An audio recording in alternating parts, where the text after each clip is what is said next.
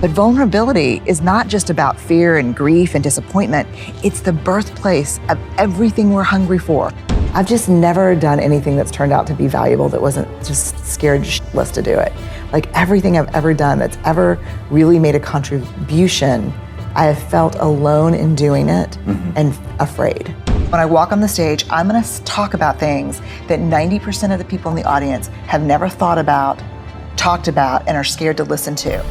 Wanna soar? Get a mentor.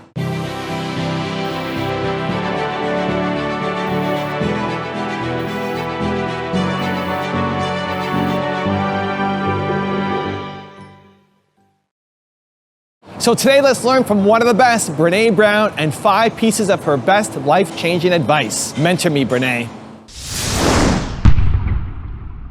All right, let's kick it off with rule number 1, embrace vulnerability. We think about vulnerability as a dark emotion. You know, there are a lot of people who talk about positive emotions, negative emotions, dark emotions, light emotions. We think of vulnerability as a dark emotion. We think of it as the core of fear and shame and grief and disappointment, uncertainty, things that we do not want to feel, right? Things that I don't want to be vulnerable because that means I'm afraid. That means I'm uncertain. That means I'm at risk. I'm exposed. I'm in grief. So what we do is we armor up and we say, I do not want to slip into these dark emotions. I will not let myself be vulnerable. But here's what I learned from the research and certainly put into motion in my own life that was the most life-changing, is that vulnerability is the center of difficult emotion. But it's also the birthplace of every positive emotion that we need in our lives. Love, belonging, joy, empathy. How many of you would agree that we're in a serious empathy deficit in our culture today? Totally, right? No vulnerability, no empathy. In a culture where people are afraid to be vulnerable, you can't have empathy. You know, empathy is not a default response.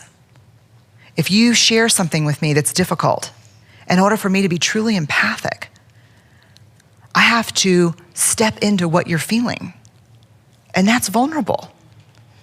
So there can be no empathy without vulnerability. Why do you think, in that example that I used a while ago, daughter comes home and says, tears, no one sat with me at lunch today. They made fun of what I was wearing. So-and-so won't talk to me. They poured my books out of my locker. And the response back is, I told you, I bought you all those cute jeans. Why aren't you wearing those jeans? And pull your hair back. Is that an empathic response? No, it's a shaming response. Could that shaming response be could a mother who absolutely adores her child respond with that shaming response? Please say yes, don't kid yourself. I mean, come on. If you're a parent sitting in here, then you sure as hell know the answer to that is yes. But why? Why did that happen? Where was the access to vulnerability? Where was empathy? You can't access empathy if you're not willing to be vulnerable. So if my daughter comes home and tells that to me, guess what I have to do? I have to reactivate that sweaty palmed 7th grader who lives inside me. And I have to go, oh God, that's so hard. I'm so sorry. That's happened to me. That's happened to me when I was in middle school, and it's happened to me last week. Let's talk about it. But you can't get there without vulnerability. You can't fake empathy. Innovation and creativity, born of vulnerability. This is my favorite part. I talked about this I did another TED Talk this year in Long Beach, and I told the story that during 2011 and even this year, after the big TEDx Houston talk went viral, the big calls came from Fortune 500 companies.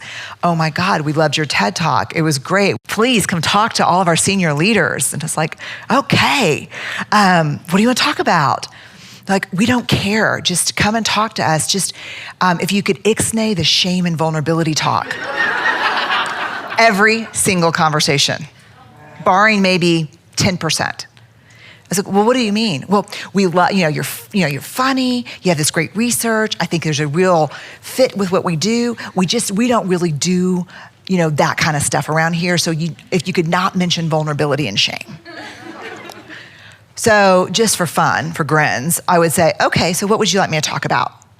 Yeah, fourth quarter earnings, like frickin' don't even balance my checkbook. I'm not gonna talk about that. So what do you want me to talk about? Well, the big issue, creativity and innovation. And change, we're going through a lot of change. Okay, so vulnerability is the birthplace of creativity, innovation, and change. And the reason that crisis is happening is because you're not talking about vulnerability. Imagine creativity and innovation without vulnerability. I'm asking you for a work product that has never been made before, that's completely innovative. I need you to be creative, and then I need you to present it to a group of people who half of them are gonna think it's stupid and not understand it. No vulnerability there. Rule number 2, be authentic. When I do a lot of leadership work, I talk about understanding your personal values, and my 2 personal values are faith and courage. And so they say, don't talk about faith. It's inappropriate. This is a corporation. And then I do a lot of work in churches, and they'll say, don't cuss. And so I just got to the point where I'm like, look, I've sat across from thousands and thousands of people over the last 2 decades of my life, listening to the hardest things you can imagine. And the 2 things that everyone has in common when they're talking about those things are cussing and praying. If you don't want me to cuss and you don't want me to pray, that's awesome. Ask somebody else. Because what I'm not going to do is get up and bullshit you. And there are a million people in this space who are better than I am, who know different things than I do. Invite them. Right. If you need me to wear a suit, I totally get it. I'm not going to do that. Yeah. Yeah. I'm going to wear jeans and boots, and probably I'll wear a nice shirt. Yep. But I'm not going to do that because I don't get up there when I speak in public. I don't get up there to talk to talk from my Brooks Brothers self to your Brooks Brothers self. I get up there, and when I walk on the stage, I'm going to talk about things that 90% of the people in the audience have never thought about, talked about, and are scared to listen to. And they need to see me as a person, and I'm just that person. I think if you invite me, I want your event or your leadership team, I want it to be successful. Yes. And if you need me to be someone different than who I am, it's not going to be successful. Also, if you want to have more confidence, check out my 254 series. They're free. The links are in the description below. I call perfectionism the 20-ton shield. We carry it around thinking it's going to protect us from being hurt. Yeah. But it protects us from being seen. We think of vulnerability as a dark emotion. We think of it as the core of fear and shame and grief and disappointment, uncertainty, things that we do not want to feel, right? You know how blame is described in the research? A way to discharge pain and discomfort. Rule number 3, risk failure. I think there's like a thin film of terror wrapped around us. And so if it's not, I'm not safe enough, or I'm not secure enough, I'm not liked enough, I'm not promoted enough, I'm not loved enough. I don't have enough. I don't have enough. I am not enough. At the very bottom, Yeah. I'm not enough. Yeah. Whoa, that's big. Big, big, big, big, big. Somebody ring some bells. We need some bells to ring on this show. But that's good. That's it. And so guess what the number one casualty is of a scarcity culture? What? Vulnerability. We shut down. We shut down. Because I'm not going to let you know. No, because I'm already scared. I'm not right. all together. Right. Yeah. And the thing is that people are like, oh, well, we lose a little vulnerability. But vulnerability is not just about fear and grief and disappointment. It's the birthplace of everything we're hungry for. Creativity. Joy, creativity, faith, love. Innovation and all of that, yes. And the whole thing is there is no innovation and creativity without failure. Period. So you got to be open enough to take the risk to fail. Yeah. Rule number 4, brave the wilderness. I've just never done anything that's turned out to be valuable that wasn't just scared shitless to do it. Like everything I've ever done that's ever really made a contribution, I have felt alone in doing it and afraid. But alive. Yeah. That's a really interesting. Go on, tell me more about that. Alive. Alone but alive. That's sort of like the wilderness. It is the wilderness. Because the metaphor for the book is, let's see if I get this right. Yeah. Rather than asking you, I'm going to try and Yeah, check do my it. work. There's a poetic narrative about it being wild and risky, and you have to prepare to go there, and it's also stunning. And so there's an obvious, really clear connection between that and putting yourself out there. Yeah. There's risks and rewards and beauty, but there's an interesting twist, if I get this right, that it's not that you are in the wilderness, it's that you are the wilderness. Explain that, if you would. Well, I think what I have found is that after the first time, and it only really takes one time, that after the first time that you opt to brave the wilderness, you pull away from what a group of people thinks. Maybe it's your creative community, it's your critics. The first time you pull away and find power in standing on your own, I think your heart is marked by the wild. I think you belong into the wilderness in a different way. Because every time after that, when you choose fitting in over belonging to yourself, it's painful. And rule number 5, the last one before a very special bonus clip, is show up. My story is that I am a researcher, and I never thought I would have a big public career. And so I did a TED Talk that went very viral. And in the wake of that, I was kind of everywhere for a couple of months, on every CNN.com, NPR. It was everywhere, and something I wasn't used to.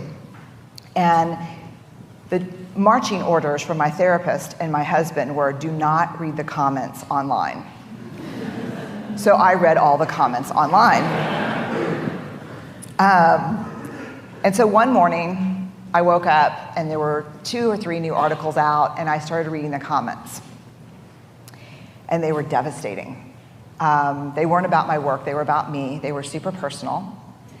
And they were the things that creative people play in their mind and then give up doing what they really want to do. Like if I asked every single one of you, what would you try if you knew people would never say this about you? What would this be? Those were the comments that morning. Of course she embraces imperfection. What choice does she have? Look how she looks.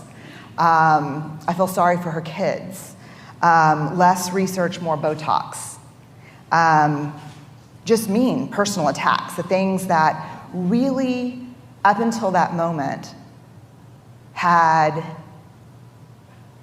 inspired me to stay very small in my life and my career, just so I could avoid those things. So that morning, Steve and the kids leave. I stay home.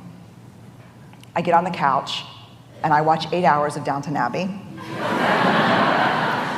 And when it's over, I don't want to turn off Downton Abbey.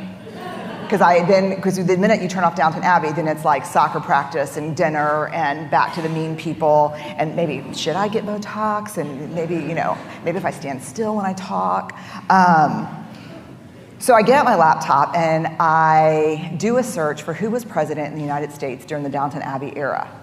Have you ever done that? Like you're numbing with TV or a movie, and so when it's over, you just like stay in that space by like learning more about the actors and what's going on. I've been doing this long enough to know that this is like, you're laughing with me, not at me.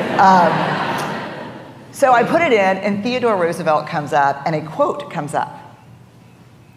And I read it, and this is what it says. It's a quote from a speech that he gave in the early 1900s at the Sorbonne, and a lot of people call it the Man in the Arena speech. And this is the passage that changes my life. It's not the critic who counts. It's not the man who points out how the strong man stumbles or where the doer of deeds could have done it better. The credit belongs to the person who's actually in the arena, whose face is marred with blood and sweat and dust, who, at the best, in the end, knows the triumph of high achievement, and who, at worst, if he fails daring greatly. So the moment that I read that, I closed my laptop, and this is what shifted in me. 3 huge things. First, I've spent the last 12 years studying vulnerability, and that quote was everything I know about vulnerability. It is not about winning. It's not about losing. It's about showing up and being seen. The second thing, this is who I want to be. I want to create. I want to make things that didn't exist before I touched them. I want to show up and be seen in my work and in my life. And if you're going to show up and be seen, there is only one guarantee, and that is you will get your ass kicked. That is the guarantee. That's the only certainty you have. If you're going to go in the arena and spend any time in there whatsoever, especially if you've committed to creating in your life, you will get your ass kicked. So you have to decide at that moment, I think for all of us, if courage is a value that we hold, this is a consequence. You can't avoid it. The third thing, which really set me free, and I think Steve, my husband, would argue has made me somewhat dangerous, is kind of a new philosophy about criticism, which is this. If you're not in the arena also getting your ass kicked, I'm not interested in your feedback. Period. That's it. Now I've got a special bonus clip from Brene on how to not be a perfectionist that I think you're gonna enjoy. But before that, it's time for the 3-point landing questions. Let's go from just watching a video to taking action. Here we go. Question number 1, where do you need to embrace vulnerability? Number 2, what failure do you need to risk today? And question number 3, how can you show up for yourself and your family this week? How many of you struggle with perfectionism a little bit? Okay, so my favorite story is that someone sent me an email one time that said, hey, I know you have a book on shame, not so interested in that, but if you ever write on perfectionism, I can't wait. So here's the secret. When perfectionism is driving, shame is always riding shotgun, and fear is the annoying backseat driver. Say it again. When perfectionism is driving, shame is always riding shotgun. We struggle with perfectionism in areas where we feel most vulnerable to shame. Does that make sense? So we're all comfortable saying, yeah, I'm a little perfectionistic, which is code for like I do things really well. But I'm not comfortable saying I have shame. But perfectionism, what is that? I call it the 20-ton shield. Here's what perfectionism really is. It's a way of thinking that says this: if I look perfect, live perfect, work perfect, I can avoid or minimize criticism, blame, and ridicule. Whoa, that's good. All perfectionism is the 20-ton shield that we carry around hoping that it'll keep us from being hurt. When in truth, what it does is it keeps us from being seen. And so we had a great talk about what's the difference between perfectionism. Yes, because somebody on my staff had the nerve to tell me that I was a perfectionist. And I absolutely denied that. And you stood by me. Thank you very much. Because I'm not a perfectionist. I'm a person who strives for excellence and requires excellence. There is a difference, is there not? There is a difference. Here's the difference. Because sometimes I'm a healthy striver. Yeah. And sometimes I'm a perfectionist. It depends on if I've got a worthiness crunch going on. So healthy striving is internally focused. It's I want to do this and be the best I can be. Perfectionism is not about what I want. Perfectionism is exactly what will people think.